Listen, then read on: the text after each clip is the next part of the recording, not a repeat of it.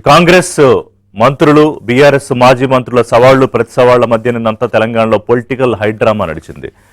ఉదయం gun park దగ్గర మొదలయ్యి తర్వాత ఇటు తెలంగాణ భవన్ దగ్గర మళ్ళీ హరీష్ రావుని అరెస్ట్ చేసిన తర్వాత జైలు దగ్గర తర్వాత మళ్ళీ కేబినెట్ భేటీలో ముఖ్యమంత్రి క్లాస్ స్పీకర్ అని చెప్పి కూడా వార్తలు వచ్చాయి. అసలు ఏంటి సవాళ్లు ప్రతి సవాళ్లు అంటే టెండర్లు లేకపోతే ఆర్థిక పరమైన పరిస్థితి, రాష్ట్రంలో అప్పులు కూరుకుపోయిందంటే లేదు మీరున్నప్పుడే ఇన్ని లక్షల కోట్ల అప్పులు చేశారని. సరే, ఏ రాష్ట్రమైనా ఎంతో కొంత అప్పులు చేయక తప్పదు. ఆ తర్వాత కంటిన్యూస్ గవర్నమెంట్ అప్పులకు సంబంధించి కొంత తీర్చుకోవడం, వడ్డీలు కడుతూ ముందుకెళ్లాల్సిన పరిస్థితి. కాకపోతే తెలంగాణలో 10 ఏళ్ల పాటు అధికారంలో ఉన్న బీఆర్ఎస్ అధికారంలోకి వచ్చేటప్పటికున్న సుమారు 69-70 వేల కోట్ల అప్పు వాళ్ళు దిగిపోయేటప్పటికి 8 లక్షల కోట్లకు పైగా ఉంది అనేది వాళ్ళ ప్రభుత్వం చెప్తున్న విషయం, ఆర్థిక శాఖ. సో అదే విషయాన్ని జూపల్లి చర్చించడానికి సిద్ధమయ్యారు. దానికి కేటీఆర్ మీరు ఎక్కడికైనా రండి చర్చిద్దామంటే ఎక్కడికో ఎందుకు తెలంగాణ భవన్కే వస్తాను జూపల్లి అంటే కేటీఆర్ తెలంగాణ భవన్కు చేరుకుని అక్కడ జూపల్లి కోసం ఒక కుర్చీ వేసి రెడీగా ఉన్నారు ఆయన. బట్ ఎంతసేపు అయినా జూపల్లి అక్కడికి రాలేదు. ఇంతకుముందు మీకు గుర్తుంటే ప్రెస్ క్లబ్లో కూడా ఒక కుర్చీ వేసి పెట్టారు ముఖ్యమంత్రి కోసం. ముఖ్యమంత్రి అక్కడికి వస్తే కేటీఆర్ ముఖ్యమంత్రి ఫేస్ టు ఫేస్ చర్చించుకుందామని. సో అక్కడికి ఆయన కోర్స్ ముఖ్యమంత్రి ఎలాగూ రారు. ఇప్పుడు అలాంటిదే జూపల్లి విషయంలో జూపల్లికి కూడా ఖాళీ కుర్చీ వేసి చర్చకి రమ్మని. అంటే ఇక్కడ పాయింట్ చర్చ జరగాలా లేదా అని కాదు, ఆ చర్చ ఎక్కడ జరగాలి. హైడ్రామాతోటి ఒక ఇంటెన్స్ సీన్ క్రియేట్ చేయడం వల్ల ఎవరికి ఉపయోగం? ఇవాళ మంత్రి జూపల్లి లెక్కలు చెప్తున్నారు. అఫీషియల్గా మీరు మంత్రిగా ఉన్నప్పుడు ఆ లెక్కలు మీరు ఎక్కడ చెప్పాలి? ఒకటి ప్రెస్ మీట్ పెట్టి చెప్పండి, లేదా 2 అసెంబ్లీలో చెప్పండి. సరే, ఇక్కడ అసెంబ్లీలో చెప్పడానికి ప్రాబ్లం ఏంటి? ఇప్పుడు అసెంబ్లీలో లెక్కలు మాట్లాడుకోవచ్చు, అవినీతి టెండర్ల గురించి మాట్లాడుకోవచ్చు, కానీ స్ట్రీట్ ప్లేలోను స్ట్రీట్ ఫైట్లోనూ కాదు కదా. ఇప్పుడు నిన్న హరీష్ రావు పడిపోయారు అక్కడ. ఆయనకి ఏమన్నా తగిలి ఉంటే ఏవో చిన్న గాయాలు తగిలాయి, విపరీతమైన ఇంటెన్స్ డ్రామా. సరే, ఈ టెండర్ల వ్యవహారం ఏంటంటే 2,000 కోట్లు 3,000 కోట్లు అవినీతి జరిగిపోయింది. గురుకులాలకు సంబంధించి టెండర్లు, అవి కిరాణా సామాన్లు కావచ్చు, గురుకులాలకు, లేకపోతే యూనిఫామ్స్ కావచ్చు, ఇంకోటి కావచ్చు. ఇప్పుడు మఫత్లాల్ యూనిఫామ్స్కి సంబంధించి వేసుకోకూడదా అంటారు పన్నం. లేదు, దాన్ని ఉన్న రేటు కన్నా చాలా ఎక్కువ పెంచేసి మీరు టెండర్లు ఇచ్చారు అని చెప్పి. అసలు ఉన్నదే 1,100 కోట్లు అయితే 2,000 కోట్లు ఎక్కడ అవినీతి జరిగింది అనేది. వాట్ ఎవర్ ఇట్ ఈస్, 1,100 కోట్ల 2,000 కోట్ల 5,000 కోట్ల. కానీ ఇది కేవలం ఈ బీఆర్ఎస్ వర్సెస్ కాంగ్రెస్ పైచేయి సాధించడానికి జరిగిన ఒక కార్యక్రమంలాగా జరిగింది తప్ప ఏం జరిగింది? సరే, నిన్న మంత్రులందరూ గన్ పార్క్ దగ్గరికి వెళ్ళారు. పొన్నం ప్రభాకరు, అడ్లూరు లక్ష్మణ్, అజారుద్దీన్, ఇంకా కాంగ్రెస్ నాయకులు, రాజ్యసభ సభ్యులు అందరూ వెళ్ళారు. అక్కడికి హరీష్ రావు రావడానికి బయలుదేరారు. మరి హరీష్ రావుని పోలీసులు అరెస్ట్ చేస్తే ఆయన ఎలా వస్తాడు? సో ఒకవేళ చర్చకు సిద్ధమని చెప్పి ఛాలెంజ్ చేసిన తర్వాత హరీష్ రావుని రానివ్వాల్సింది.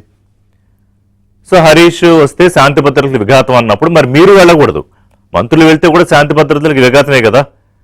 మంత్రులు ఎక్కడ చర్చించాలి? క్యాబినెట్లో, అసెంబ్లీలో, ప్రెస్ మీట్లో, రోడ్ల మీద కాదు కదా, గన్ పార్క్ దగ్గర కాదు కదా. సో ఒకవేళ వాళ్ళు వెళ్తే హరీష్ రావుని కూడా రానిచ్చి ఉంటే కనుక ఒకవేళ అక్కడే కూర్చుని 2 కుర్చీలు వేసుకుని మాట్లాడుకునేవారు, ఒక 4 కుర్చీలు వేసుకుని. ఆర్ఎస్ ప్రవీణ్ కుమార్ ఐపీఎస్ అధికారి, రిటైర్డ్ ఐపీఎస్ అధికారి, ప్రస్తుతం బీఆర్ఎస్ నాయకుడు. ఆయన లేవనెత్తిన వివాదం ఇదంతా. యాక్చువల్గా చెప్పాలంటే ఆఫీసర్గా ఉన్నప్పుడు ఆయన పంధా వేరు, ఇప్పుడు ఆయన రాజకీయాల్లోకి వచ్చాక రెచ్చగొట్టడాలు, మాట్లాడాలు. గతంలో బీఆర్ఎస్ని లేకపోతే కేటీఆర్ని, కేసీఆర్ని విమర్శించినంత ఎవరు విమర్శించలేదు. ఇప్పుడు ఆ పార్టీలో ఉన్నారు కాబట్టి ఆయన ఇంకొక ధోరణి తీసుకుంటారు. సో ఇవాళ గురుకుల టెండర్లు, నిజంగా మీకు ఆ విద్యార్థుల మీద ప్రేమ, ఆ గురుకులాల మీద దాని అభివృద్ధి కోసం కమిట్మెంట్ ఉంటే పద్ధతి ఇది కాదు కదా. ఇద్దరికి, మంత్రులైనా బీఆర్ఎస్ నాయకులైనా కూడా. ఇక కేటీఆర్ ముఖ్యమంత్రిని, మంత్రుల్ని, వారి స్థాయిని, మీకు మనుషులంటే ఇష్టం లేకపోవచ్చు, రేవంత్ రెడ్డి అంటే, అయితే ఇంకోళ్ళంటే ఇష్టం లేకపోవచ్చు, కానీ వాళ్ళు ఉన్న పదవి ఏంటి? ముఖ్యమంత్రి పదవి, మంత్రుల పదవి. వాడు వీడు అని మాట్లాడడం, మంత్రులు పట్టుకుని వెధవులు అనడం, అది ఎంతవరకు కరెక్ట్? అది ఉందా? బయట ఉంటే ప్లే చేయండి. కేటీఆర్ బయట చర్చను మీరే పిలుస్తారు, లొకేషన్ మీరే చెప్తారు, పారిపోయేది మీరే. శాతగాని వెధవలు ఎవరో ఈ రాష్ట్రంలో ఇవాళ ప్రజలందరూ చూస్తూ ఉన్నారు. ఇప్పటికి కూడా నేను జూపల్లికి చెప్తా ఉన్నా, అక్కడే ఉండు గన్ పార్క్, మేము వస్తాం, మళ్ళీ నీ పోలీసులు పంపి అరెస్ట్ చేయించి మేము వాళ్ళు అరెస్ట్ చేస్తే మాకేం సంబంధం? ప్రభుత్వాన్ని నడుపుతున్నారా, సర్కస్ నడుపుతున్నారా? అరెస్ట్ ఎవరు చేస్తారు, ఎందుకు చేస్తారా నాకు అర్థం కాదు. సర్కారు నడుపుతున్నారా, సర్కస్ నడుపుతున్నారా? మీరు చర్చ మీరే పిలుస్తారు, లొకేషన్ మీరే చెప్తారు, పారిపోయేది మీరే. శాతగాని వెధవలు ఎవరో ఈ రాష్ట్రంలో ఇవాళ ప్రజలందరూ చూస్తూ ఉన్నారు. ఇప్పటికి కూడా నేను జూపల్లికి చెప్తా ఉన్నా, అక్కడే ఉండు గన్ పార్క్, మేము వస్తాం. మళ్ళీ నీ పోలీసులు పంపి అరెస్ట్ చేయించి మేము వాళ్ళు అరెస్ట్ చేస్తే మాకేం సంబంధం? ప్రభుత్వాన్ని నడుపుతున్నారా, సర్కస్ నడుపుతున్నారా? అరెస్ట్ ఎవరు చేస్తారు, ఎందుకు చేస్తారా నాకు అర్థం కాదు. సర్కారు నడుపుతున్నారా, సర్కస్ నడుపుతున్నారా? మీరు సరే, మీరు సర్కార్ నడుపుతున్నారా లేకపోతే సర్కస్ నడుపుతున్నారా? ఓకే, ఇలాంటివన్నీ రాజకీయమైన ఆరోపణలు చేసుకుంటూ ఉంటారు సటైర్లు. కానీ వెధవులని అండం ఏంటి? రాజ్యాంగపరమైన మంత్రులు, వాళ్ళు కీలక పదవుల్లో ఉన్నారు, కేబినెట్ మంత్రులను పట్టుకుని అట్లా మాట్లాడొచ్చా? కేటీఆర్ మాజీ మంత్రిగా చేశారు, ఆయనకి రాజ్యాంగం గురించి తెలియదా? పార్టీ వర్కింగ్ ప్రెసిడెంట్గా ఉన్న కేటీఆర్ ఈ స్థాయిలో మాట్లాడడం, ముఖ్యమంత్రిని పట్టుకుని వాడు వీడు అంటాం, అది ఏం సంస్కారం అది? సో ఈ మొత్తం ఎపిసోడ్ జరుగుతుంటే అద్దంకి దయాకర్ కేసీఆర్కి ఫోన్ చేశారు. ఆయన మీడియా ముందే పెట్టి కేసీఆర్కి ఫోన్ చేశారు. కేసీఆర్ ఎక్కడ ఫోన్ ఎత్తాలి? కేసీఆర్ ఫోన్ ఎత్తి వస్తున్నాను నేనని చెప్తారా? సో ఇదేంటంటే అంతా ఒక తెలంగాణలో మొత్తం నిన్న ఒక high intense political drama create చేశారు. అది బీఆర్ఎస్కి ఏమన్నా కొంత మైలేజ్ రావచ్చు. మంత్రులు ఇదిగో మా దగ్గర మొత్తం ఇన్ఫర్మేషన్ అంతా రెడీగా ఉంది, మేము సిద్ధంగా ఉన్నాం దేనికైనా అని చెప్పడానికి పనికి రావచ్చు. కానీ పావుల ఉపయోగం లేని కార్యక్రమం ఇదంతా ప్రజల విషయంలో ఆ యాంగిల్ నుంచి చూసినప్పుడు. మరోవైపు బీజేపీ దీన్ని బిగ్ బాస్తో పోల్చి పొలిటికల్ బిగ్ బాస్ బ్రహ్మాండంగా యాక్ట్ చేశారు ఇద్దరు కూడా. కాకపోతే డబుల్ ఎలిమినేషన్ ఇస్తారు మీకు ప్రజలని. సరే, బిగ్ బాస్ అనేది ఒక ప్రోగ్రాము, దాన్ని బండి సంజయ్ పోల్చారు, నేను అనట్లేదు. సో వాళ్ళు ఏంటంటే బీఆర్ఎస్ కాంగ్రెస్ ఒకటే, బీజేపీని కట్టడి చేయడానికి ఆ రెండు నువ్వంటే నువ్వని ఆ డ్రామా చేస్తాయని చెప్తారు. ఆ లాజిక్ ఏంటో నాకు అర్థం కాదు. బీఆర్ఎస్ కాంగ్రెస్ ఒకటై, అసలు బీజేపీ బీఆర్ఎస్ ఒకటని కదా కాంగ్రెస్ పార్టీ అధికారంలోకి వచ్చింది. ఇప్పుడు కూడా ఆ రకమైన చర్చ నడుస్తోంది. ఎన్నికల నాటికి ఎవరెవరితో పొత్తులు పెట్టుకుంటారో, ఎవరెవరితో ఒకటవుతారని తెలియదు. కానీ ఈరోజు ప్రధాన ప్రతిపక్షంగా ఉన్న బీఆర్ఎస్ని కాంగ్రెస్ పార్టీతో కలిపి చూపించడం వల్ల బీజేపీకి పొలిటికల్గా అదేమన్నా లాభిస్తుందా? సో ఇంత వ్యవహారం జరుగుతున్నప్పుడు టెండర్ల విషయంలోనో లేకపోతే అప్పుల విషయంలోనో మరి బీజేపీకి రోల్ ఏం లేదా? ఈ మొత్తం ఎపిసోడ్లో బీజేపీ ఏది? అదే ఆయన పొలిటికల్ బిగ్ బాస్లోనే మరి బండి సంజయ్ ఎక్కడ, కిషన్ రెడ్డి ఎక్కడ, బీజేపీ ఎక్కడ? అధికారంలోకి వస్తూ ఉన్నప్పుడు యాక్టివిటీ అంతా బీఆర్ఎస్ వర్సెస్ కాంగ్రెస్ కదా జరిగింది. అప్పుడు అది ఎలా పోటీ అవుతుంది? రెండు జాతీయ పార్టీల మధ్య రేపు పోటీ జరగబోతుందా, లేకపోతే బీఆర్ఎస్ కాంగ్రెస్ మధ్య పోటీ జరగబోతుందా అని సందేహాలు వస్తాయి కదా. నేను ఒక బ్రేక్ తీసుకుంటాయి. పొలిటికల్ హైడ్రామా ఎందుకు, దీని వెనకాల ఉన్న కారణాలు ఏంటి, సవాళ్ళతో ప్రతి సవాళ్ళతో ఉపయోగం ఏంటి, అసెంబ్లీలో జరగాల్సిన చర్చలు స్ట్రీట్ ప్లేల్లో జరగడం ఏంటి, సో సవాళ్ళు ప్రతి సవాళ్ళు, అరెస్టులు, ఆందోళనలు, కాసేపు అంతా రణరంగం నిన్న ఉదయం నుంచి సుమారు మధ్యాహ్నం వరకు. అయితే కేబినెట్ భేటీలో ముఖ్యమంత్రి అన్నారని తెలిసింది. వెళ్ళిన వాళ్ళు ఉండాలి కదా, ఉండొచ్చు కదా వాళ్ళు వచ్చే వరకు. వాళ్ళ దగ్గర ఏం విషయం లేదు, ఊరికే హడావుడు తప్ప. అవేవో వాళ్ళ దగ్గరనో పట్టుకొచ్చేవాళ్ళు. మీ దగ్గర ఆథెంటిక్ ఇన్ఫర్మేషన్ ఉంది కదా, ప్రభుత్వం ఇచ్చిన ఇన్ఫర్మేషను, దాన్ని పట్టుకుని ప్రజలకు మొత్తం తేటతెల్లం చేసేవాళ్ళు కదా అని అన్నారని చెప్పి. కానీ నా స్టాండ్తో నేను ఇందాక చెప్పినట్టే, గన్ పార్క్ దగ్గరో లేకపోతే తెలంగాణ భవన్ దగ్గరో లేకపోతే ఇంకో చోట కాదు కదా చర్చలు జరగాల్సింది. అదపాటు సామా రామ్మోహన్ రెడ్డి గారు, Telangana Congress media communications chairman, party అధికార ప్రతినిధి, అలాగే లైవ్లో దిలీపాచారి గారు, బీజేపీ సీనియర్ నాయకులు, పార్టీ అధికార ప్రతినిధి, అలాగే కపిలవాయి దిలీప్ గారు కూడా మనతో జాయిన్ అవుతారు. సామా గారు, ఇప్పుడు నిన్న అసలు ఇంటెన్స్ హైడ్రామా నడిచింది. నేను హైడ్రామానే అంటున్నా. అంటే ఉదయం 10 గంటలకు 10:30కు సుమారు మొదలైంది. అది మధ్యాహ్నం వరకు వీళ్ళందరూ క్యాబినెట్కి ఇంకెళ్లే వరకు కూడా నడిచింది. సో ఇక్కడ ఎవరు సవాల్ చేశారు? సరే, ఆర్ఎస్ ప్రవీణ్ కుమార్ ఆయన ఈ మధ్య ఎలా మాట్లాడుతున్నాడో మనం చూస్తున్నాం. ఈ అసలు విషయం కన్నా ఈ రెచ్చగొట్టడాలు, సవాళ్ళు చేయడాలు ఎక్కువైపోయింది. బట్ మీరు ప్రభుత్వంలో ఉన్నారు, వాళ్ళు రెస్పాండ్ అయినట్టే మీరు రెస్పాండ్ అయితే అలాగా? రిషి గారు, ముందుగా మీకు ప్యానెల్ పెద్దలకి అండ్ ఐబీఎం ప్రేక్షకులందరూ కూడా గుడ్ మార్నింగ్. ఇది ప్రజాప్రభుత్వం కదా సార్. అసెంబ్లీలో ఆల్రెడీ తేల్చేసినటువంటి లెక్కలు, విడుదల చేసినటువంటి శ్వేతపత్రం కాకుండా మళ్ళీ 2 ఏళ్ళు అయింది కదా అని చెప్పి పాత సబ్జెక్టులనే తిరగదీసి మరి అదే అబద్ధాలని మళ్ళీ ప్రజల మెదడులోకి రుద్దేటటువంటి ప్రయత్నం ప్రతిపక్షం చేస్తుండే. అవును, ఇది వీళ్ళకు ఉంటున్నటువంటి అలవాటు. ఆ పార్టీకి అబద్ధాలు మాట్లాడడము, ప్రజల్ని పక్కదారి పట్టించడం అనేటటువంటిది వాళ్ళ రక్తంలోనే ఉంది. ఎందుకు అనంటే అది హెచ్సియు నుంచి మొదలు పెట్టుకుంటే ఉత్తాన ఏమిట్లేం కాక 10,000 కోట్ల కుంభకోణం అని దాంట్లో అనేసేసి, మూసి అనగానే మొదలు కాకుండా ముందే 1,00,000 కోట్ల కుంభకోణం అని హిల్ టీపీ అనగా 5 లక్షల కోట్ల అంటే నోటికి అడ్డు అడుపు అడ్డం పొడుగు ఏది లేదుగా అనే ఫస్ట్ అలా పార్టీలలో మాట్లాడుకుంటారు. ఆఫ్రికా మనతోటి అంటారు సార్ ఇవన్నీ ఇట్లా మనం అని అంటే నువ్వు అనరా అదే నువ్వు అంటుంటే పచ్చాలంటే అదే నమ్మేటోడు నమ్ముతుంటారు, నమ్మనోడు మనోడు ఎటు కాదు అని. అంటే ఇది అబద్ధం అని తెలిసి ప్రజలని మభ్య పెట్టడం కాదు, పక్కదారి పట్టించడమే లక్ష్యంగా ముందుకు పోతున్నటువంటి బీఆర్ఎస్ని ఆల్రెడీ బొందబెట్టిరు అనేటటువంటి వాళ్ళు ఇంకా వాళ్ళకి అర్థం అయితలేనట్టుంది. ఏం ప్రాబ్లం లేదు. కానీ ఈరోజు వాళ్ళ అధికారంలో ఉన్నప్పుడు ఏ గన్ పార్క్ని అయితే మూసేసేసిండ్రో, ఎక్కడనైతే ధర్నాలు చేయనీయలేదో, కనీసం ప్రజాస్వామ్యాన్ని బతకనీయలేదో, మా ప్రభుత్వము అధికారంలో ఉంటూ ఓకే కాదు గన్ పార్క్ దగ్గర కూడా వచ్చి సవాళ్ళను స్వీకరించేటటువంటి ఖ్యాతి, ఆ యొక్క ధైర్యము, నాయకత్వం కేవలం రేవంత్ రెడ్డి గారి అధ్యక్షతనే నడుస్తుంది అనేటటువంటి ఈరోజు తేటతెల్లమైందా లేదా? గతంలో ఎప్పుడైనా 10 ఏళ్ళ అధికారంలో ఉంటే ప్రతిపక్షాలు వచ్చి ప్రశ్నిస్తే జవాబులు ఇచ్చినటువంటి వాడు ఎవడన్నా ఉండేనా?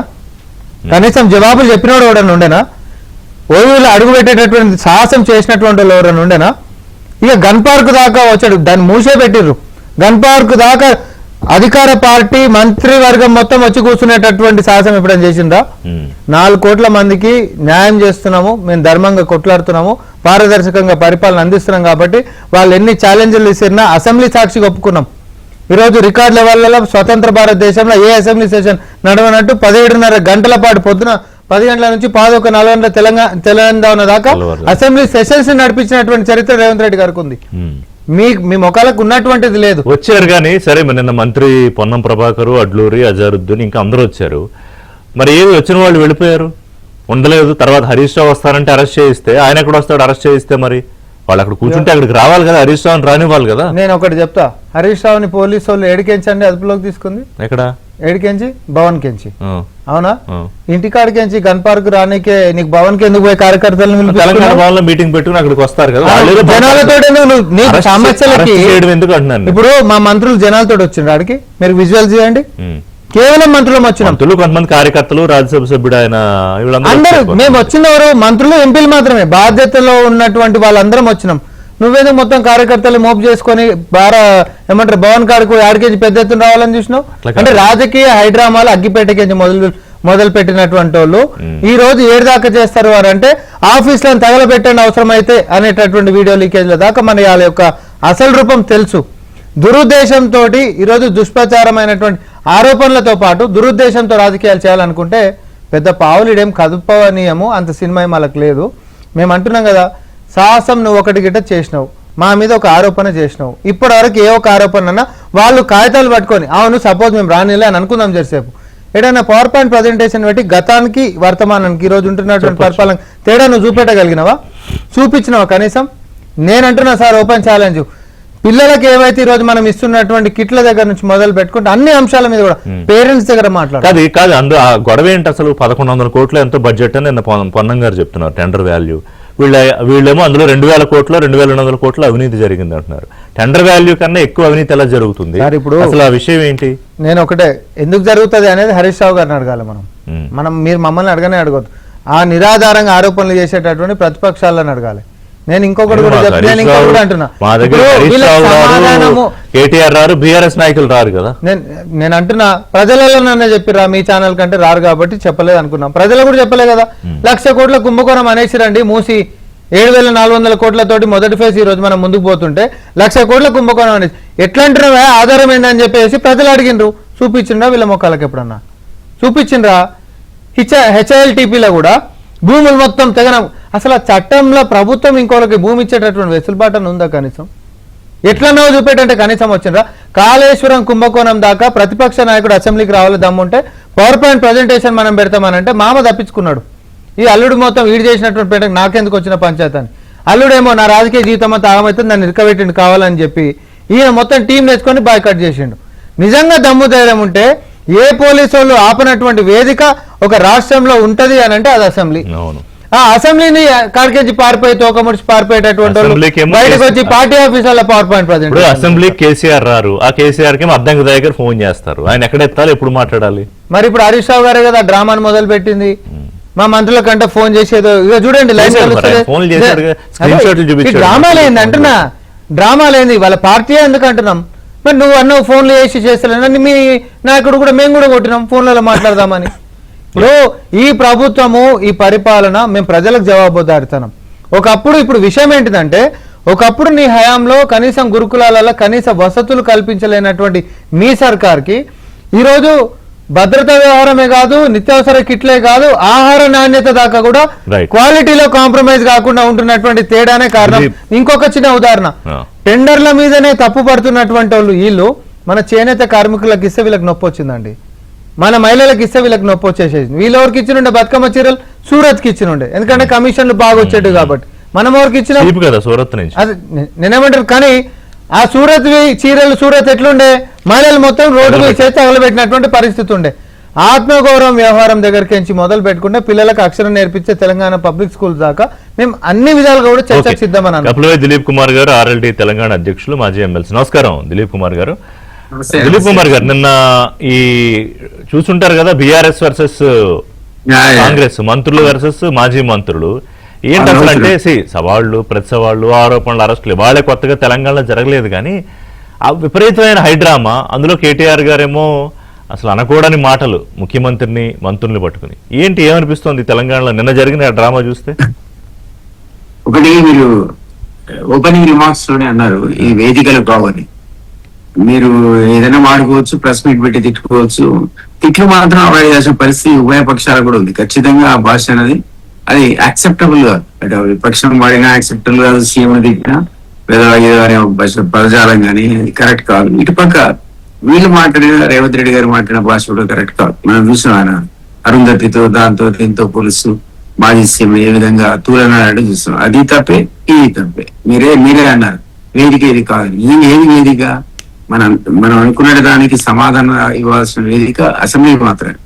అక్కడ మీరు ప్రెస్ మీట్ లో ఏదైనా రేజ్ చేయండి, రిప్లైస్ అనేది అసెంబ్లీలో రావాలి, చర్చలకు మీరు అక్కడ పోవాలి. అంతేగాని నేను జంతర్ మంతర్కి వస్తాను, లేకపోతే ఇక్కడ ఇందిరా పార్క్ దగ్గర లేదా ఇద్దరం కలిసి బాహాబాయి చూసుకుందాం అలా దగ్గరికి రా అని అది కాదు కదా. అది మనం ఎక్స్పెక్ట్ చేయం, ప్రజలు ఎక్స్పెక్ట్ చేయడం, మీరు చేయడం, నేను చేయను.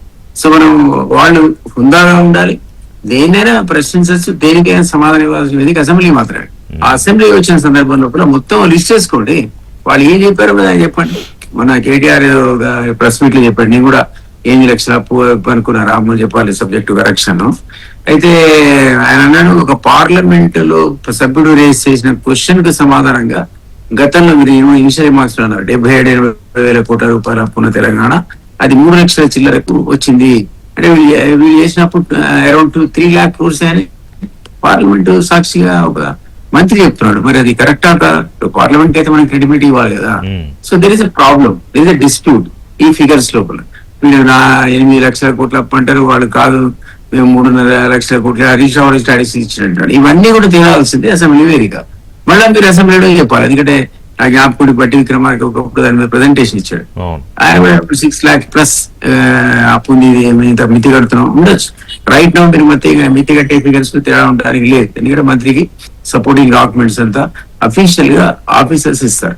సో ఇది మీరు అన్నట్టు బయట రచ్చరచ్చ చేసుకోవటం, తిట్టుకోవడం, పొలిటికల్ మైలేజ్ కి ఇది లాభిస్తుంది తప్ప వేరే కరెక్ట్. ఆయన రమ్మనడం తప్పే, ఈయన పోతా అనడం తప్పే. ఎక్కడికి వేదికే కాదు అసలు. నువ్వు కూడా ఏంటి అసలు ఒక మంత్రిగా నువ్వు నీ కార్యాలయంలో కూర్చోవాలి, నీ దగ్గర ఆహ్వానించాలి ప్రతిపక్షాన్ని, అక్కడ నీ ఆఫీస్ లో రిప్లై కాదు కూడా నువ్వు ప్రెస్ పెట్టి చెప్పు. ఇది కాదు, నువ్వు not meeting then answer in the assembly.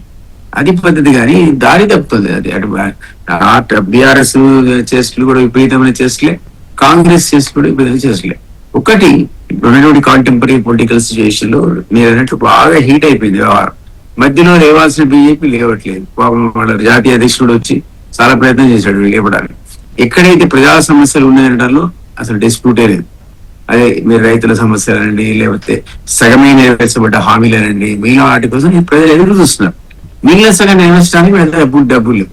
మనం చెప్పారు, మీరు నేను చెప్పేది సీఎంఏ చెప్పాడు నాకు డబ్బులు లేవు.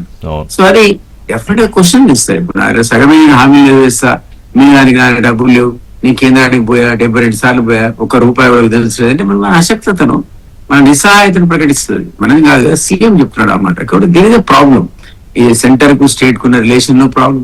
3 years అయిపోతే 132,000 కోట్ల ప్రతిపాదన సీఎం చెప్పిన ప్రకారం ₹1 సంపద రాష్ట్రం ఎట్లా బాగుపడుతుంది. సో దానికి ఒక వివక్ష కొనసాగుతుంది అనుకోవాల్సిన ఆస్కారం అయితే ఏర్పడుతుంది సీఎం చెప్పిన దాన్ని బట్టి. ఇక్కడ ఏమైనా కొత్త పైసలు జనరేట్ చేస్తున్నాడా, లేదా పథకాల కోసం ఏమైనా కొత్త ప్రొడక్టివ్ అసెట్స్ క్రియేట్ అయినా, దానివల్ల ఏమైనా వస్తున్నాయంటే ఆయన చెప్పుకున్నాడు విత్తి కట్టడానికి నాకు వచ్చే ఆదాయం సరిపోవట్లేదు, మిగిలింది 8,000 కోట్లు. ఆ 8,000 కోట్లు ఏం చేయాలో కావాలంటే 8,000 వడ్డీలు, కోట్లు జీతాలు, సంక్షేమము, మిగిలిన అభివృద్ధి అన్నాడు లేదు చెప్పండి. అభివృద్ధికి నా దగ్గర 8,000 కోట్లే ఉన్నాయన్నాడు. అవి కూడా నేను ఎవరికి ఇవ్వాలో మీరే డిసైడ్ చేసి పారండి. అవి మందకృష్ణ గారు రండి, ఆర్ కృష్ణ గారు రండి, మీకు ఇచ్చేస్తాడు డబ్బులు, మీరే పంచండి సంక్షేమ పథకాలు అంటాడు. ఆర్ కృష్ణ అనుకున్నామా, మందకృష్ణ అనుకున్నామా? నిన్ను మేము ఎన్నుకుంది వాళ్ళ మీద మా గౌరవం ఉంది, వాళ్ళు గొప్ప నేతలే సామాజిక వర్గాల్లో మీకు కాదనం. కానీ అంత మాత్రం చేత అడ్మినిస్ట్రేషన్ చేయాల్సిన నువ్వే నిస్సహాయత ప్రకటించి నేను 5,000 కోట్లు ఏమైనా ఏం చేయాలంటే నీ విజన్ డాక్యుమెంట్ ఏమైంది, మీరు నీ ఫ్యూచర్ సిటీ ఎక్కడ పోను, రేపొద్దున మూసీ మరి రుసాం కేంద్రం అనుమతి ఇచ్చింది, ఒక 3,000-4,000 కోట్లు ఇక్కడ ఏషియన్ డెవలప్మెంట్ బ్యాంకు ఇక్కడ నుంచి వచ్చింది, సంతోషమే.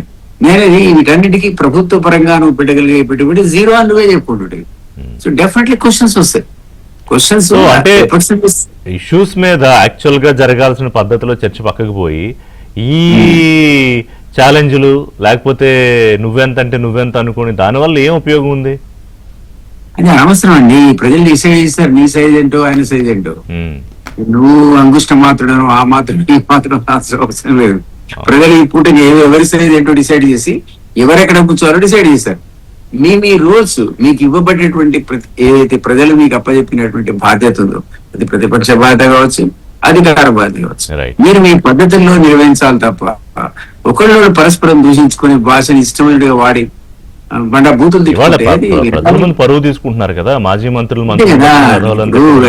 అందుకే ఇంగ్లీష్ లో వర్డ్ ఉంటది, do not wash your dirty line in public. అంటే మురికి బట్టలు లేకుంటే ఉండు కావచ్చు, కానీ వాటి పబ్లిక్ లో మాత్రం ఒత్తుకోకని చెప్తుంది. అది పబ్లిక్ లో ఒత్తుకుంటారు వీళ్ళు మురికి బట్టలు. దిలీప్ గారు, దిలీప్ ఆచార్య గారు, బీజేపీ ఇప్పుడు ఇందాక వారు దిలీప్ కుమార్ గారు అన్నట్టు మొన్న 3 రోజులు అసలు దాదాపు మీరు అధికారంలోకి ఇంకేదో వచ్చేసారు, ఒక 2 అడుగుల దూరంలో అన్న స్థాయిలో హైప్ ఉంది. మీ ప్రయత్నం మీరు చేయొచ్చు as a political party, definite గా చేస్తారు. కానీ ఇప్పుడు జరుగుతున్న రాష్ట్రంలో జరుగుతున్న ఒక సీన్ చూస్తే ఎవరు ఛాంపియను లేకపోతే ఎవరు రన్నర్స్ అప్ అనే ఒక అది ఎస్టాబ్లిష్ అవుతున్నట్టు కనిపిస్తుందా? ఇప్పుడు నిన్న బండి సంజయ్ గారు దీని పొలిటికల్ బిగ్ బాస్ అన్నారు, బాగా రిహార్సల్ చేసి డ్రామా చేశారన్నారు. కానీ ఈ అంశాల పట్ల మీ ప్రస్తావన ఏంటి? మీరేం క్వశ్చన్ చేస్తున్నారు ప్రభుత్వాన్ని? మీ రోల్ ఏంటి మొత్తం ఎపిసోడ్ లో? సార్ నమస్కారం రిషి గారు, మీకు అదే విధంగా పెద్దలు దిలీప్ కుమార్ గారికి, మిత్రుడు రామ్మోహన్ గారికి, ఏబిఎన్ ప్రేక్షకులకి శుభోదయం. ఈరోజు నవ్వుకుంటున్నారా లేదా తెలంగాణ సమాజం అనేది మనం గమనించాల్సిన అవసరం ఉంది. మీరు ఎంత బాధ్యతారహితంగా వ్యవహరిస్తున్నారు అనేది నిన్న తేటతెల్లం అయిపోయింది. అటు ప్రతిపక్షం గాని ఇటు ప్రభుత్వ పక్షం గాని ఏవి అంశాలు లేనట్టు, ఏవి ఇమ్మీడియట్ కార్యక్రమాలు లేనట్టు ఒక డ్రామా ఆడడం కోసము, దాంట్లో పతాక శీర్షికల్లో లేదనుకుంటే హెడ్లైన్స్లలో ఉండడం కోసం, టీవీలలో కనిపించడం కోసము చేసిన ఒక డ్రామాగానే మేము భావిస్తా ఉన్నాం. మా బండి సంజయ్ గారు చాలా స్పష్టంగా చెప్పారు, అది ఒక బిగ్ బాస్ షోను తలపించింది అని చెప్పి. కానీ దాంతో పాటు ఇంకొక విషయం కూడా చెప్పారు, వారు ఇద్దరు ఎలిమినేట్ అయ్యే అవకాశం ఉంది. వీరు తెలంగాణ సమాజానికి ఏమి సార్ డబుల్ ఎలిమినేషన్ అయ్యే ఉంది. ఎందుకంటే తెలంగాణ సమాజానికి ఆ ప్రభుత్వము, ఆ 10 సంవత్సరాల ప్రభుత్వము, బీఆర్ఎస్ ప్రభుత్వం ఏం చేయలేదు, ఈ 2.5 సంవత్సరాల్లో కాంగ్రెస్ ప్రభుత్వం ఏం చేయలేదు. సార్ నేను చాలా ఆశ్చర్యకరమైన విషయము, ఈ చర్చ జరుగుతా ఉంది. నేను ఈ రోజు మన పేపర్ చూస్తా ఉన్నా, ఏబిఎన్ ఆంధ్రజ్యోతి పేపర్ చూస్తా ఉన్నా, దాంట్లోనే వచ్చినాయి న్యూస్. 3 అంశాలు చెప్తా ఉన్నా సార్. కాంగ్రెస్ ప్రభుత్వము నిన్న క్యాబినెట్ లో ఆమోదించింది మూసీ రివర్ ఫ్రంట్ కి సంబంధించి మొదటి దశ పనుల కోసం. కానీ దానికి అప్పులు ఎక్కడి నుంచి తీసుకురావాలనుకున్నారు తెలుసా సార్? మొదటి ఫేజ్ కు 7,345 కోట్ల రూపాయలు కావాల్సి వస్తే 4,500 కోట్ల రూపాయలు ఏడీబీ ఆసియన్ డెవలప్మెంట్ బ్యాంక్ ద్వారా రుణాలు సేకరించాలని చెప్పి నిర్ణయం తీసుకున్నది. దాంతో పాటు మార్క్ఫెడ్ ద్వారా ఎరువుల పంపిణీకి సంబంధించి దాదాపు 9,000 కోట్ల రూపాయలు, సారీ సార్ 9,000 కోట్ల రూపాయలు ట్రాన్స్కో మూలధన వ్యయము, అదేవిధంగా నిర్వహణ ఖర్చుల కోసం. ఎందుకు తెలుసా సార్? రాష్ట్ర ప్రభుత్వము, ప్రభుత్వ కార్యాలయాలు లేదనుకుంటే ప్రభుత్వ పథకాలు, వీటికి నెలకు 958 కోట్ల రూపాయలు అప్పులైతుంది ప్రభుత్వం. కానీ ట్రాన్స్ఫోకు చెల్లిస్తలేదు సార్. మీరు నెల బిల్లులు ఇయ్యరు, మేము మాది ఎట్లా నిర్వహణ చేయాలంటే అప్పులు తెచ్చుకోండి అని చెప్పి వాళ్ళకి 9,000 కోట్ల రూపాయలు అప్పు తెచ్చుకోమని చెప్పి వాళ్ళకి చెప్పారు. ఇంత దారుణంగా మార్క్ఫెడ్ ద్వారా 2,500 కోట్ల రూపాయలు యూరియా పంపిణీకి నిర్వహణ కోసము, యూరియా పంపిణీ కోసం మార్క్ఫెడ్ కు 2,500 ఒక్క రోజు దాదాపు 10-15 వేల కోట్ల రూపాయల అప్పులు తెచ్చుకోవడం కోసం ఆమోదం తెలిపింది సార్ నిన్న కేబినెట్. ఇప్పుడు అదెందుకు తీసుకొచ్చారు? ఎందుకు అని అంటే అప్పుల నిర్వాహకము నుంచి దారి మళ్లించడం కోసం, చర్చ నుంచి దారి మళ్లించడం కోసం, మీ బాధ్యతల నుంచి తప్పించుకోవడం కోసం ఛాలెంజెస్ అన్ని వాటి మీదే కదా, ఒకవైపు అప్పులు ఒకవైపు ఏమో ఈ గురుకుల టెండర్లు. సార్ నేను అదే చెప్తా ఉన్నా, గురుకుల టెండర్లకు సంబంధించి కానీ, రాష్ట్ర ప్రభుత్వ అప్పులకు సంబంధించి కానీ, లేకుంటే బీఆర్ఎస్ పాలనలో చేసిన అప్పుల గురించి కానీ, బీఆర్ఎస్ పాలనలో చేసిన అప్పుల గురించి అసెంబ్లీలో వైట్ పేపర్ శ్వేతపత్రం రిలీజ్ చేసింది కదా సార్ రేవంత్ రెడ్డి సర్కారు. మీరు అప్పుడు అసెంబ్లీలో ఎందుకు చర్చించలేదు? మీరు చేసిన అప్పుల గురించి ఎవరికి తెలియదు? ఇప్పుడు తెలంగాణ సమాజం ఆ భారం మోస్తలేదా? బీఆర్ఎస్ పార్టీ చేసిన అప్పుల కుప్పగా తెలంగాణ మారిందనే విషయం ఎవరికి తెలుస్తలేదు సార్? 8 లక్షల 7 లక్షల 6 లక్షల గాని మీరు మొత్తం అప్పుల కుప్పగా చేసిపోయినరు. ఈ ప్రభుత్వం వచ్చినాక మళ్ళా అప్పులు చేసి ఆ అప్పులకు వడ్డీలు కడుతున్నారు. ఈ విషయం ఎవరికి తెలుస్తలేదు? దాంతో పాటు రోజువారీ నిర్వహణ ఖర్చులకు కూడా మళ్ళా అప్పులు చేస్తుంది ఈ ప్రభుత్వం అనేది ఎవరికి తెలుస్తలేదు సార్. ఇప్పుడు కొత్తగా ఛాలెంజ్లు చేసుకొని ఏం నిరూపించాలనుకుంటున్నారు? అంటే బీఆర్ఎస్ రాష్ట్ర అప్పుల్ని ఏ స్థాయికి తీసుకెళ్ళింది, దానివల్ల ఇవాళ ఖజానా మీద భారం ఎంత పడుతోంది, దానివల్ల గవర్నెన్స్ మీద ఎంత ఇంపాక్ట్ పడుతుంది, అది ఇవాళ ప్రభుత్వం చెప్పాలనుకుంటోంది సార్. దానికి వేదిక గన్ పార్క్ అవుతుందా సార్? చెప్పండి రిషి గారు, మనం నిజాయితీగా మాట్లాడుకుందాము. తెలంగాణ భవన్ అవుతుందా లేదనుకుంటే గన్ పార్క్ అవుతుందా వేదిక? అసెంబ్లీ కావాలి కదా వేదిక. అసెంబ్లీలో చర్చించాల్సిన అంశాలనేమో పక్కదారి పట్టించి ఆ సభా సమయాన్ని వృధా చేసి, వాళ్ళేమో రాలేదని చెప్పి వీళ్ళు రమ్మని చెప్పి తొడలు కొట్టి సవాళ్లు చేసి ప్రజల ముందర నవ్వుల పాలయ్యి ఈ విధంగా కాలయాపన చేస్తున్నారు తప్ప ప్రభుత్వం గాని ప్రతిపక్షం గాని బాధ్యతాయుతంగా వ్యవహరించి వారు చేయాల్సిన కార్యక్రమాలు ఏమి చేస్తున్నారో ఈ రోజు ప్రజల తరఫున, తెలంగాణ ప్రజల తరఫున భారతీయ జనతా పార్టీ హైడ్రామా జరుగుతున్నప్పుడు మీరు అదే టైంలో ఒక ప్రెస్ మీట్ పెట్టి ఈ 2 అంశాల మీద మాట్లాడి ఉండాల్సింది. అది క్లారిఫై చేయడానికి ప్రయత్నం చేసి ఉండాల్సింది. అంటే మీరు ప్రశ్నలు అడిగితే ప్రభుత్వం అప్పుడు సమాధానం చెప్తుందో లేదో చూసి ఉండాల్సింది. బహుశా బీజేపీకి అదొక అవకాశం మిస్ అయ్యారు మీరు. సార్ రామచంద్రరావు గారు మొన్న ఈవినింగే ప్రెస్ మీట్ పెట్టిండు. వీరి సవాళ్లు ప్రతి సవాళ్ళ తర్వాత మొన్న ఈవినింగ్ నిన్నటికి సంబంధించిన వీళ్ళు సవాళ్లు ప్రతి సవాళ్ళు మొన్న అయినాయి కదా సార్.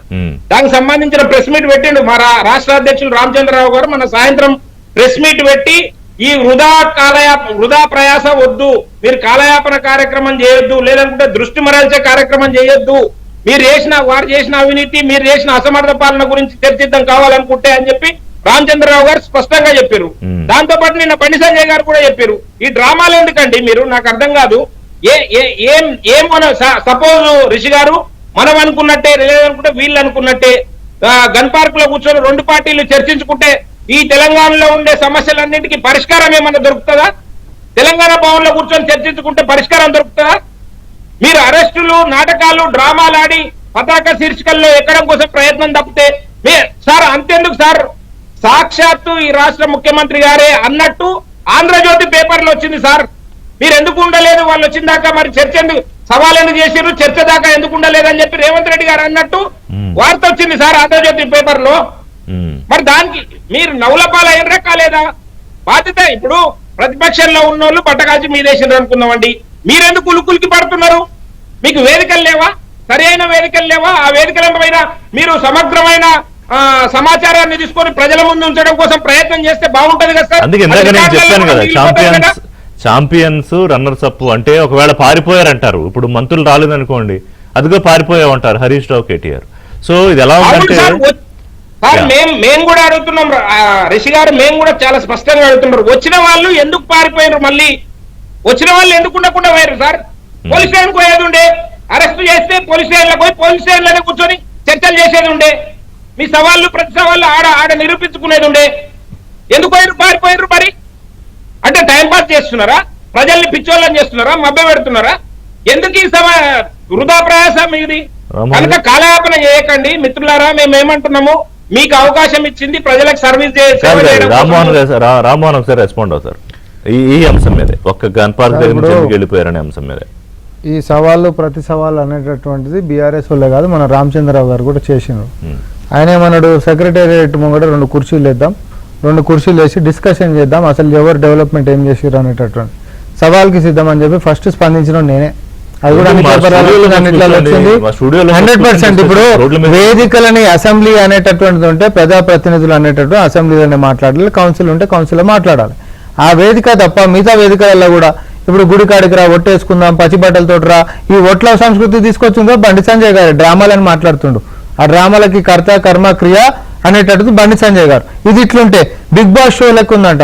ఈ దేశానికి బిగ్ బాస్ నరేంద్ర మోడీ గారు. ఆయనకు మించినటువంటి డ్రామా ఎవడు, మెలని కానీ మెల్లడి కానీ లేకపోతే ఇంకేదైనా కానీ అన్ని అంశాలలో ఈ డ్రామాల వరకే పరిమితమైనటువంటి బీజేపీ ఈ రోజు ప్రగతి గురించి చర్చ పెడదామనంటే 12 ఏళ్ల ప్రధానమంత్రి ఒక్క ప్రెస్ మీట్ను కూడా అడ్రస్ చేయనటువంటి వాళ్ళు వచ్చి కూడా ప్రజాస్వామ్యము ప్రశ్నలు ఏమంటారు సమాధానాల గురించి మాట్లాడితే చాలా నవ్విపోదురు కాక అనేటటువంటి దాని లెక్కనే ఉంది.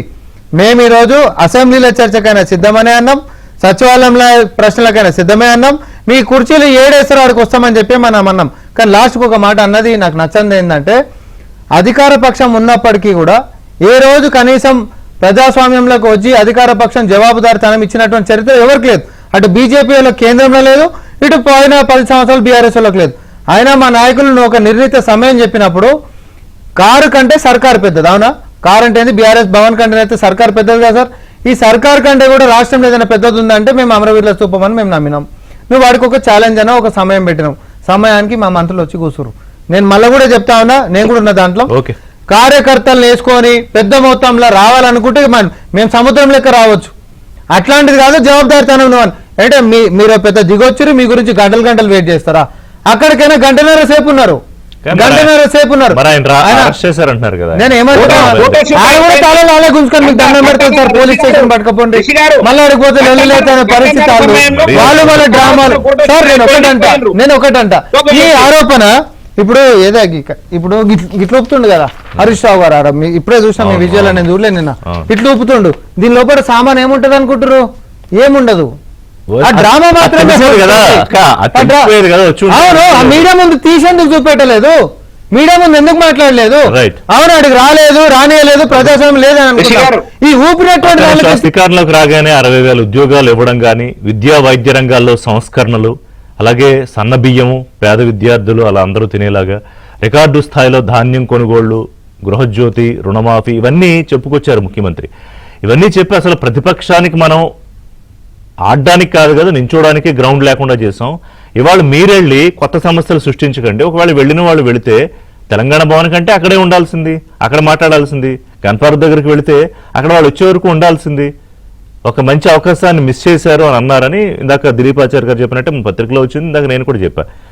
సామ గారు ముఖ్యమంత్రి అన్నారు, నేను అడగడం కాదు సార్. ఇప్పుడు నిన్న వాళ్ళు ఒక టైం పెట్టిండ్రు, ఆ టైం ప్రకారం మన వాళ్ళు పోయినరు, ఆడ ఉన్నారు. ఒకరు కాదు, మంత్రులు 3 4 వచ్చిండ్రు. మొత్తం ఎవరు, పొన్నం ప్రభాకర్ గారు ఉండే, అడ్లూరి లక్ష్మణ్ గారు ఉండే, అజరుద్దీన్ గారు ఉండే, తర్వాత జూపల్లి గారు కూడా అక్కడికి తర్వాత వచ్చిండు. మొత్తం మీద అనుకున్నటువంటి తెలంగాణ భవన్ దగ్గర కేటీఆర్ కుర్చీ వేసి వెయిట్ చేస్తున్నారు, ఈయనేమో గన్ పార్క్ దగ్గరికి వెళ్ళారు. తర్వాత మళ్ళీ ఇందిరమ్మ ఇండ్లకు సంబంధించిన ఒక కార్యక్రమం అక్కడ ఉంటున్నప్పుడు దాని అటెండ్ స్కెడ్యూల్ అనేది ఉంటుంది కదా, వాళ్ళు ఒక టైం పెట్టినప్పుడు దీనికి ఒక 2 గంటల సేపు అని. అయితే వాస్తవానికి కూడా ఇప్పుడు ప్రతిపక్షం అనేటటువంటిది దీంతో మనకు అర్థమైపోయింది ఏంటంటే, వాళ్ళు కేవలం ఒక సవాళ్ళు ఛాలెంజ్లు విసురుతారే తప్ప నిలబడేటోళ్ళు కాదు అనేటటువంటి గతం నుంచి కూడా మనకు ప్రూవేనే. అది అసెంబ్లీలో అయినా ప్రూవేనే, లేకపోతే నిన్న గన్ పార్క్ కి సంబంధించినటువంటిది అయినా ప్రూవేనే. సరే, బీఆర్ఎస్ భవన్ కాడ ఉండి బీఆర్ఎస్ భవన్ కే రావాలంటే దానికి కేసీఆర్ పోతలేడు. ఇక మన వాళ్ళు ఎట్లా పోతారు? అలా కార్యకర్తలు కేసీఆర్ పోతలేడు. మన వాళ్ళు పోయి అధికారంకి జవాబు ఇచ్చేటటువంటి కాకపోయినా 100% నిన్న ఉంటున్నటువంటి ఒక అవకాశం అనేటటువంటిది స్పష్టంగా సమాజానికి ఏం చెప్పింది అనంటే, బీఆర్ఎస్ పార్టీ అనేటటువంటి గాలిమాటలు మాట్లాడుతుంది, కాంగ్రెస్ పార్టీ అధికారంలో ఉండి కూడా రోడ్డుకి మీద సమాధానం ఇవ్వడానికి తయారైండ్రు. కానీ మొత్తం మీద మాత్రం బీఆర్ఎస్ వాళ్ళు ఐ డ్రామా జరిగిందే తప్ప దానికి ఏది వాళ్ళు చేసినటువంటి అలిగేషన్ నిరూపించలేకపోయారు అనేది మాత్రం పోయింది. అలిగేషన్స్ అనేది అననికే ఏముంది సార్? అయితే మీరు ఒక గ్రౌండ్ ఇచ్చారు, ఒప్పుకుంటారా ఒప్పుకోరా? ఎవరికి? బీఆర్ఎస్ కి 100% కాదు. గ్రౌండ్ ఇచ్చారు ముఖ్యమంత్రి అన్నారు. నేనేమంటున్నా, ఇప్పుడు కూడా లేదు కదా. వాళ్ళకి ground in the Dilip sense గారు వస్తున్నా ఇప్పుడు వాళ్ళకి గ్రౌండ్ ఇన్ ద సెన్స్ వాళ్ళు చేసేటటువంటి ఆరోపణలు ఎప్పుడు కూడా నిజాలు కావు అనేటట్టు చాలా స్పష్టంగా మనకు కనిపిస్తా ఉన్నాయి. ఎస్, మా యొక్క అధినాయకుడు అనుకుంటున్నట్టు ఏంటంటే అసలు ఇంకా కూడా మనం అక్కడ సాయంత్రం దాకానే కూర్చొని ఉంటే అప్పటికైనా గిట్ట వాళ్ళు వచ్చి ఉంటే దాని సంగతి వేరే ఉండేది. ఇక తేలిపోవడమే కాదు, ఇక వాళ్ళ దుకాణమే క్లోజ్ అయిపోయేది అనేటటువంటి. మరి అలాంటి అవకాశం మిస్ చేశారు కదా మంత్రులు. వెళ్ళింది ఎలాగో వెళ్ళారు, పొద్దున్నే పాపం అందరు రెడీ అంతసేపు, సో ఇంకో గంట ఉంటే సరిపోయేది. అదేంటి ఆచార్య గారు? ఇప్పుడు నేను అదే చెప్తా ఉన్నానండి. ఇప్పుడు రామ్మోహన్ గారు కరెక్టా లేకుంటే రేవంత్ రెడ్డి గారు కరెక్టా? రామ్మోహన్ రెడ్డి గారు రేవంత్ రెడ్డి గారి బాటలో నడిచే వ్యవహారం కరెక్ట్.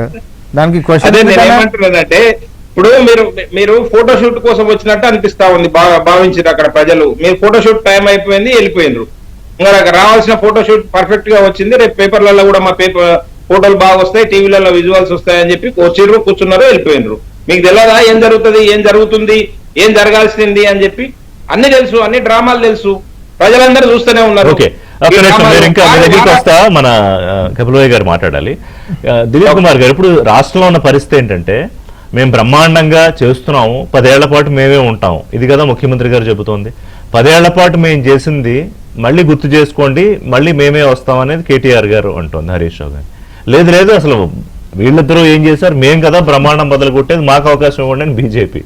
సో ఈ మొత్తం ఈ పొలిటికల్ గేమ్లో, ఈ సినారియోలో ఇప్పుడు ఇక్కడ ఎన్నికల నాటికి ఎవరు ప్రజల దగ్గరగా వెళ్తారు, ఎవరు అసలు సోయిలో లేకుండా పోతారనే దాని మీదే నిర్ణయం ఉంటుంది కదా.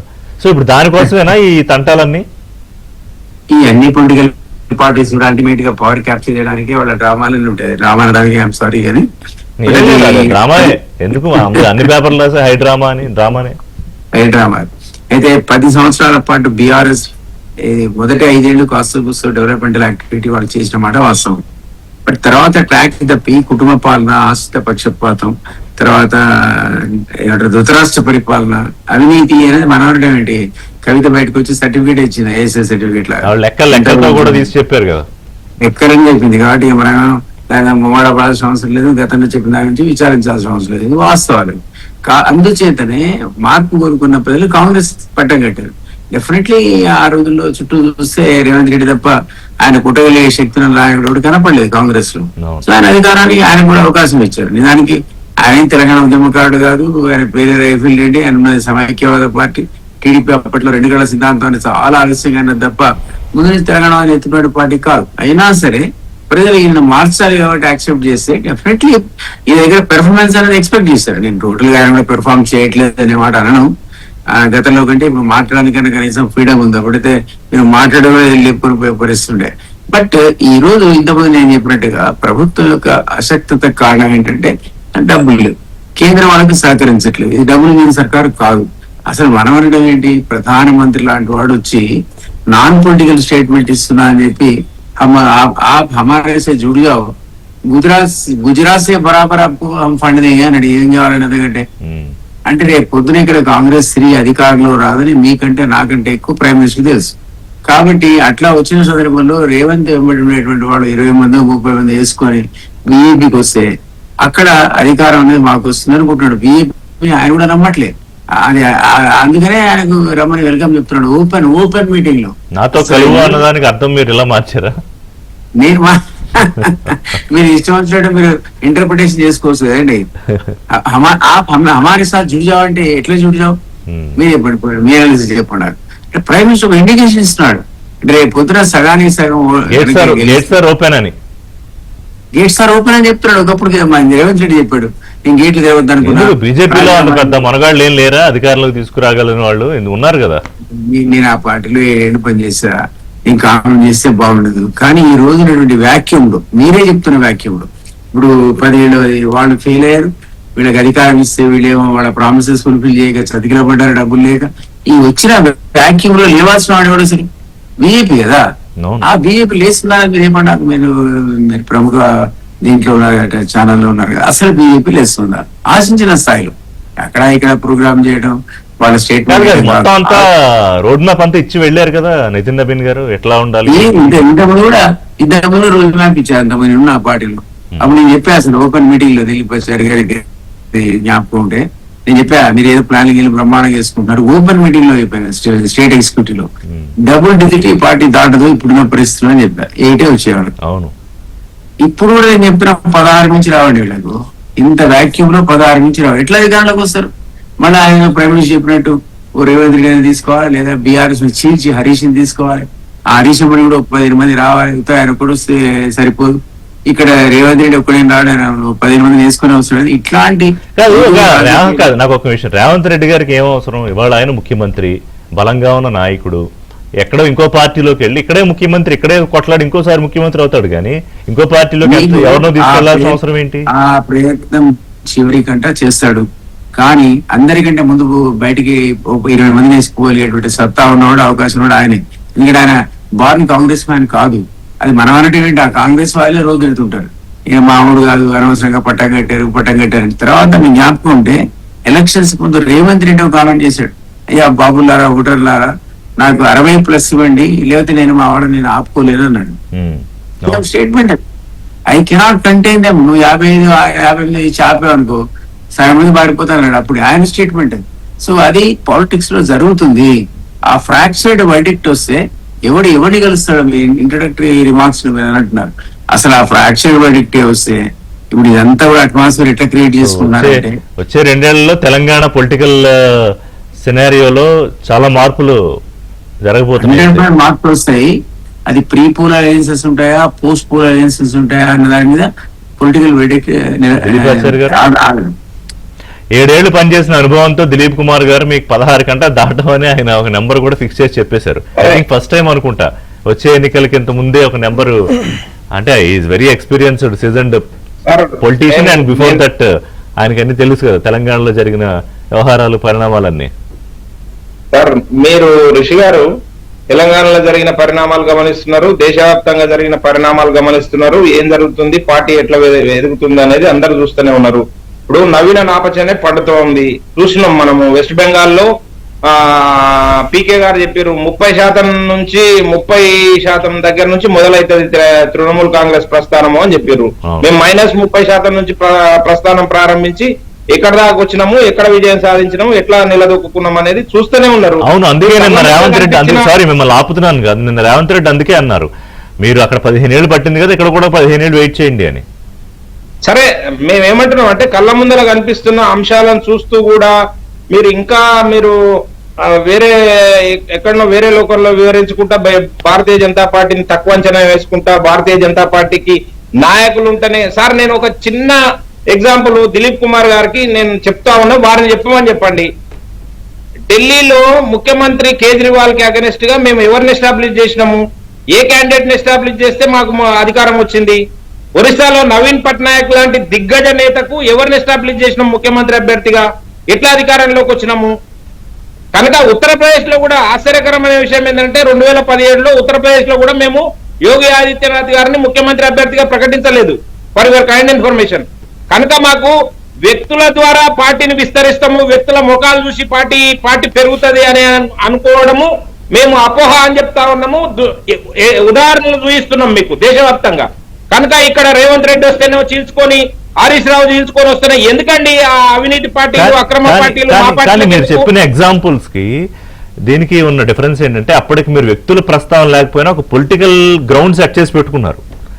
అంటే అనివార్యంగా ఏ ఆప్షన్ కి వెళ్ళాలి అనుకున్నప్పుడు ప్రజలకి ఎవరు ముఖ్యమంత్రి అయినా పక్కన పెట్టి బీజేపీ ఆప్షన్ కి వచ్చారు. సరే, రకరకాల వేరే కారణాలు కూడా ఉన్నాయి. బట్ తెలంగాణలో బలంగా ఉన్న కాంగ్రెస్, ప్రధాన ప్రతిపక్షంగా మొదటి ఎన్నికల్లో ఉన్న బీఆర్ఎస్ ని కాదని మీరు ప్రజల్లోకి వెళ్ళాలి. అదే రేపు ఎవరు అధికారంలోకి వస్తారని ప్రజలుగా డిసైడ్ చేసేది.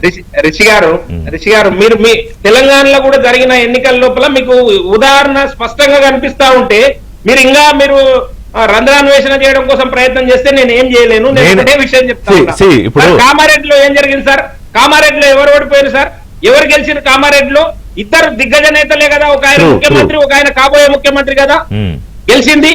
లేదు, ఎంపీ ఎలక్షన్లలో మేము ఈ రేవంత్ రెడ్డి గారు ప్రాతినిధ్యం వహిస్తున్నాం పార్లమెంట్ ను గెలిచినాము, కేసీఆర్ గారు ప్రాతినిధ్యం వహిస్తున్న పార్లమెంట్ ను కూడా గెలిచినాము.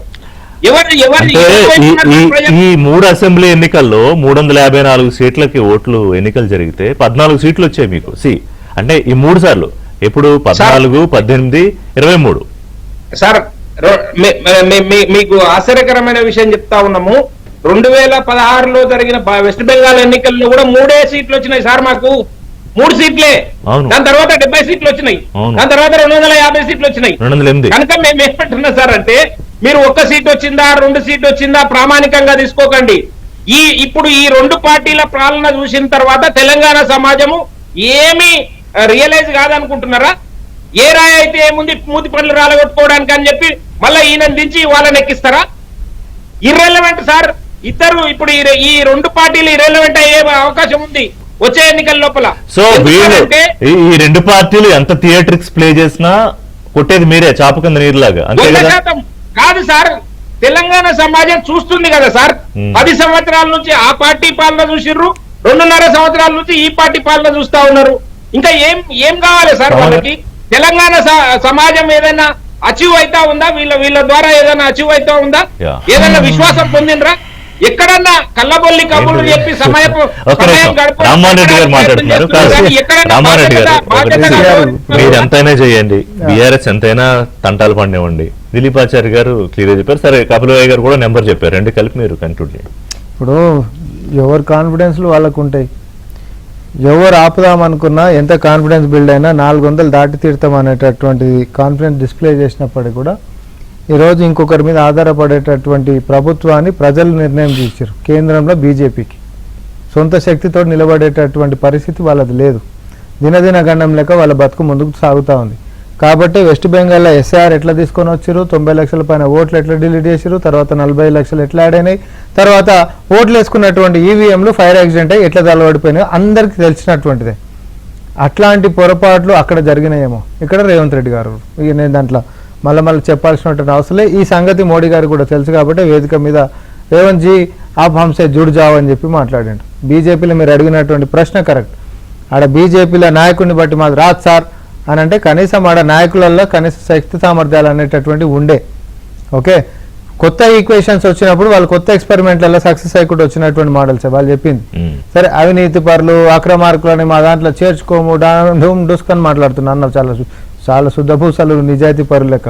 సువేందు అధికారి దగ్గరికి మొదలు పెట్టుకుని చచ్చిపోయిన అజిత్ పవార్ దాకా కూడా ఎన్నికల కంటే ముంగట ఇట్లా కరపత్రాలు పుస్తకాలు ప్రింట్ చేసి వారి యొక్క అవినీతి ఇలా చర్యలు తీసుకుంటాం, వాళ్ళని జైళ్ళలో పెడతాం అనేటటువంటి శపథం తీసుకొని ఎన్నికలకు పోయినటువంటి మోడీ గారే నేను అంటుంది కూడా శపథం తీసుకొని మరి జైళ్ళలో పెట్టి తీరుతా అని చెప్పి ప్రమాణం చేసిపోయినటువంటి బీజేపీ తర్వాత వాళ్ళనే ముఖ్యమంత్రులు ఉప ముఖ్యమంత్రులు ఎట్లా చేస్తుందో వాళ్ళు ఏందో వాళ్ళ పార్టీ యొక్క సిద్ధాంతం ఏందో ఆఖరికి వస్తే వాళ్ళ పార్టీ నైతికత రాముల వారి సొమ్ములు కొట్టేసేటటువంటి దాకా పతనావస్థకి వెళ్ళిపోయినటువంటిది ఈరోజు ప్రజలకు మొత్తం తెలుసు. కాబట్టి బీజేపీ అనేటటువంటిది రానున్నటువంటి కాలంలో ముగిసిపోయినటువంటి అధ్యయనం. మీరు ఇది నేను అంటున్నా కదా, ఎవరు కాన్ఫిడెన్స్ వాళ్ళకు ఉంటుంది. నేను లాస్ట్ టైం కూడా సేమ్ డిబేట్ ఎక్కువ పొంగిపోయింది సార్, సాచురేషన్ పాయింట్ కి వచ్చేసారు వాళ్ళు. ఇప్పుడు డౌన్ ఫాల్ మొదలైంది. బీజేపీ కూడా నువ్వు ఎన్ని చేసినా సోషల్ మీడియా జస్ట్ అట్లా మనం ఒకసారి సోషల్ మీడియా డైనమిక్స్ చూస్తే తెలిసిపోతుంది. వాళ్ళు 1000 కోట్లు పెట్టి బూస్టులు కొట్టినా కూడా జాకీలు పెట్టినా లేస్తున్న పరిస్థితి ఇప్పుడు బీజేపీ కనిపిస్తలే. ఎందుకంటే కొత్త తరం మాత్రమే కాదు, దేశ ప్రజలు ఎప్పుడైనా నీకు కమ్యూనల్ అనేటటువంటి పొలిటికల్ యాంగిల్ ఎప్పుడు నడుస్తుంది అంటే కడుపు నిండా తిండి ఉన్నప్పుడు నడుస్తుంది. డొక్కెండుతుంది అనుకోండి, కమ్యూనల్ యాంగిల్ రాదు. ఇక అప్పుడు సర్వైవల్ మాత్రమే కనిపిస్తుంది. సర్వైవల్ యాంగిల్ అటర్ ఫ్లాప్ అయినటువంటి బీజేపీ రోజు జవాబుదారీతనం లేక ముఖం చెల్లుబాటు కాక మీడియా ముందు కవర్ రాక పేపర్ లీకేజ్లకి మొదలు పెట్టుకుంటే పసిపిల్లల సాగు. తెలంగాణలో పొలిటికల్ ఫైట్ లో బీజేపీ లేదా బీఆర్ఎస్ తో? నేను అదే అంటున్నా కదా, వాళ్ళు ఛాలెంజ్లు చేస్తే మేము ఛాలెంజ్ లకు ఒప్పుకున్నాం. మరి కనిపించినటువంటి దాంట్లో అంతో ఎంతో బీఆర్ఎస్ వాళ్ళన్న డ్రామాలన్న చేసారు వాళ్ళ పార్టీ ఆఫీస్ కాడికి వచ్చి ఛాలెంజ్ చేసిన రామచంద్రరావు గారు అయితే నేను కుర్చీకి సిద్ధమని చెప్పి ఇమీడియట్ గా టైం డేట్ చెప్పమని. అది లేదు ఇది లేదు, నా గట్కా నా ఘాట్కా లెక్క. ఎనీవే 2.5 ఏళ్ల ముందే ఈ స్థాయి పొలిటికల్ హీట్ కనిపిస్తోంది. చూద్దాం రానున్న రోజుల్లో ఎలా మారుతుందో. మా కపిలవై దిలీప్ కుమార్ గారు చెప్పినట్టు ఈక్వేషన్స్ ఎలా మారుతాయి, ఎవరు ఏ పార్టీలో ఉంటారు, ఎవరు ఎన్నికల నాటికి ఏ పార్టీ నుంచి రిప్రజెంట్ చేస్తూ ప్రజల దగ్గరికి వెళ్తారనేది మనం let's wait and watch. Thank you Kapilavai Dileep Kumar garu, Dileep Acharya garu, Rammohan Reddy garu. ఇది వాళ్ళ బ్రేక్ఫాస్ట్ అప్డేట్స్ కోసం కీప్ వాచింగ్ ఏబిఎన్ ఆంధ్రజ్యోతి.